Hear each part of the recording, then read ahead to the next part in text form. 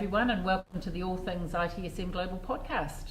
I'm Kirsty McGowan. I'm here with Tristan Boot, Kirsty, Carlos Casanova, Kirsty, and we're talking with Robert Lilley from Friday Solutions. Hello, thank you. So, thanks for joining us, Robert. So you've been, I think you've presented a couple of years at the conference now, and sort of looking around things around trends in service management and maturity and things that are happening. What insights have you seen? Thank you. It's really around, I guess, the people component and how organisations are looking, because the processes haven't really changed for a few years now. The tools are evolving, so actually the major changes is in the way service management is put in place, which is the organisation change component. Yes.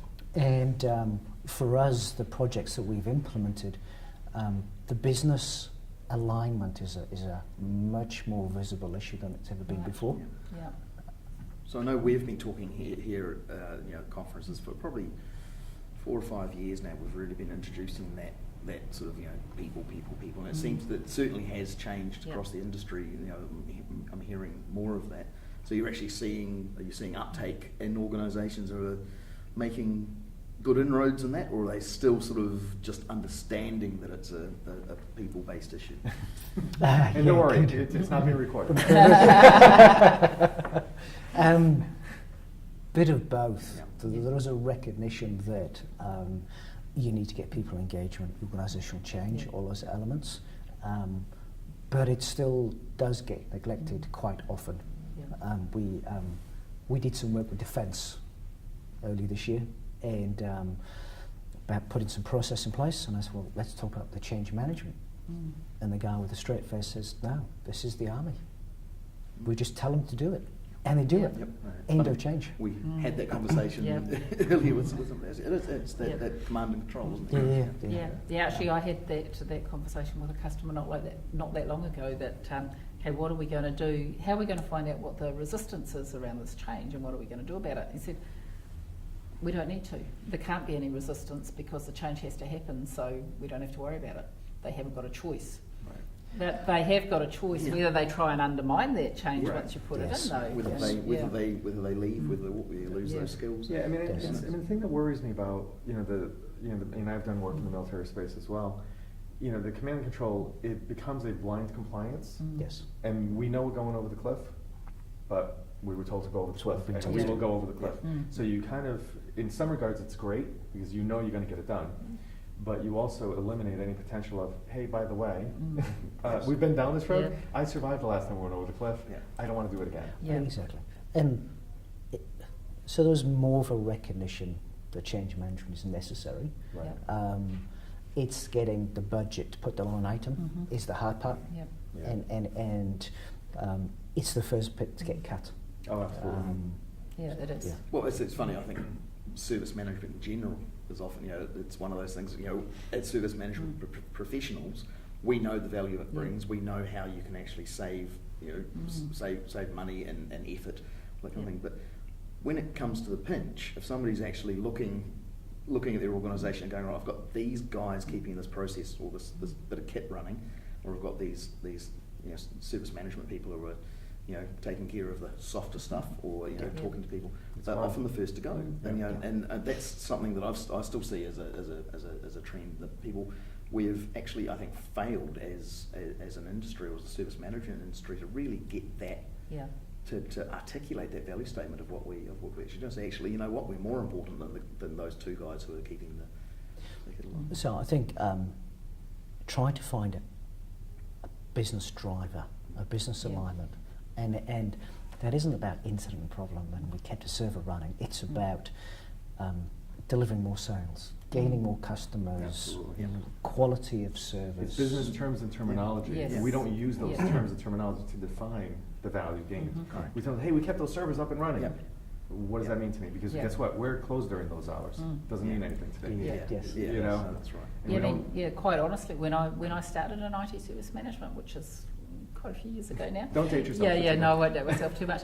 But really, change management then was all about the physical changes you were making to the IT infrastructure. Yes. And Yes. your users and your customers, they were just a nuisance. Well, I mean, they were the people that got in the way when you wanted to change things. I call that just deployment ticketing. Yeah, that's all we right. did. Yeah. We've done our development. Yeah. We've made, we know we're gonna go. Hey, I just need a Yep. ticket to go put it in production. Yeah. It wasn't change management No, by it any wasn't stretch. There was at no all. management. Yeah. It was literally I was told I need Yeah. a ticket so that it's somehow it'll be tracked. Yep. Mm. And that's not Yeah. obviously not the point I of mean, that. So I'm very pleased that's we've got away from that. We've moved away from Yeah. that, well, most of us have moved away from it. Yes, There's there's actually some still that- some organisations Yes. who haven't, where change management literally is about plugging in a new server. But I mean, I have one now that they're kind of on the opposite extreme. They're trying to push everything through Yeah. change management. Data record Yeah. changes, Mm. an address change is a change request. Mm. Yeah. And I'm like, stop! You're gonna crush the whole system, Mm. and then they're gonna blame change management as a whole, and you can't do that. Yeah. So it's so now it's working kind of to unwind these Yeah. sort of utopian view of Mm. everything is a change. Yeah, what Yeah. you actually need to care about. Exactly, Yeah. exactly. And they need to care about it because of their area. But I said, well, you can do that through a service request. Yep. It'll still be tracked. It'll still be auditable, and Yeah. still have all your issues. Mm. But you don't need to put it through that full rigor of everything. Yeah, So. you have various levels of Yeah. that. But yeah, it's great to see that the trending is actually heading in that direction. Yeah. So you're seeing more of them speak in business terms when they're communicating. What Yeah. is interesting is those that do get a much better reception. They Yeah. get business cases signed Mhm. off Yeah. because a business case needs an ROI, Yeah. Mhm. and they're much more relaxed people. Right. Whereas the poor guy who sweats and works Yeah. away and just does stuff can't translate what he does Mhm. into business terms, Yes. can't get his business Mhm. case signed off. So it goes Yeah. round and round in every degree. So, Yeah, if you Um, just concentrate on that technology side of things, you don't actually look at the business value that you're delivering. that's right. Right. Yeah, and I would assume it's difficult also because then you've got there's so much that can be outsourced now or use managed service providers and stuff. If they're making a better business case for it versus the internal technology person, and they're putting it in business terms and the internal guy is not, the business person says, well, I understand this one. If nothing else, I understand them. Yes. Mm. Regardless of cost, I understand them and that makes sense. Yeah. Versus the person that's talking to me from inside, I just don't understand. We're talking different languages, so. And we find here that there's much better recognition that some big pieces of technology that are the money machines. Yeah. Mm. So if you're Trade Me, for example, Yeah. Right. the web servers that people bid on, Mm. they're great. If that stops, the cashless stops. Yeah. that But you can Trade actually Me calculate it equivalent really eBay. quickly. Yeah, absolutely. Every Yeah. minute down. it's- Annual revenue divided by, absolutely. Right. So we always steer our customers to, well, what are we trying to stop? Absolutely. Where does the money come from? Yeah. And if you can relate it to that, it works much better. Yeah, much easier to get that buy-in if they can see what effect it has on the bottom That's line. right. But yeah, we do end up coaching and doing a lot Yeah. of translation. Yes. But I think there's still a long way to go. Mm. And Oh, I think Yeah. service management does kind of keep on shooting itself in the foot because of Yeah, the we inward do. focus and the jargon. Yeah. Yeah. Um, Yeah, I think that translation layer, that's actually a really important role that's often overlooked to a certain extent. But Yes. that translating that business language into what your technical people will actually understand and vice versa is a critical role in any Yes. organisation. That's what I did for the last 2 years, and it is Yeah. it's a really tough role as well. And It is actually, not easy. because Mm. different bits of the business actually understand business value in different ways as well. Yeah. Yes. And I had quite a varied portfolio. So when you're actually trying to sort of remember who you're talking to and what their drivers are, it's just understanding what's going to cost if it's broken, what's going to Right. where are we at, Right. and it actually does make it very Yeah. Right. a lot simpler. Just building those relationships, that's the bit that I think is often underplayed as well. Yeah. That it is a relationship, it's not Yeah. simply they come and Right. poke us in the chest and say, do this. Yeah. But I mean, that's the thing that's been frustrating earlier. With, we're seeing it now, right? 10, 15 years ago, we used to have most organizations used to have business analysts Yep. in, across the lines of business that knew the business, Yep. and they had that relationship already established. They'd make that conversation. Then when cost cutting kind of came along, it says, here's the soft skill, Yep. right? It wasn't called service management at the time. It was business analyst.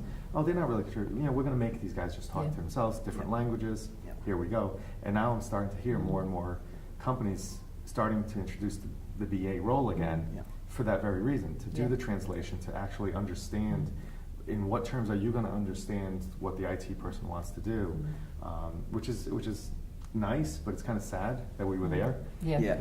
Yeah, and then we've had to come back it's and gone Yeah. away. turn around and Because come I think back again. I think, I'm not sure, I can't remember, we might have been talking about this the other day, that one of the other issues that I see is you have an organisation will put like a change manager in. And because again, it's a size thing in a lot of cases. Yeah. They might have a change manager, that's the Yes. process owner, the process Yeah. support, change analyst, it's everything. And we're actually missing, I think was sort of to your point there, we're missing that layer of people who can actually do. Right. And so yes, we've got the business translation, got people coming back, we do have it, they're coming back. Yes, we're translating this and there's nobody there to do it. Right. Yeah. And it just makes it, I think we are letting ourselves down in that, Yep. in that area. I agree. Right. Well, thank you for your time this afternoon, Robert. It's been an enlightening discussion. So thanks very much. Thank you for inviting me. Thank you, Robert. Thank you very much.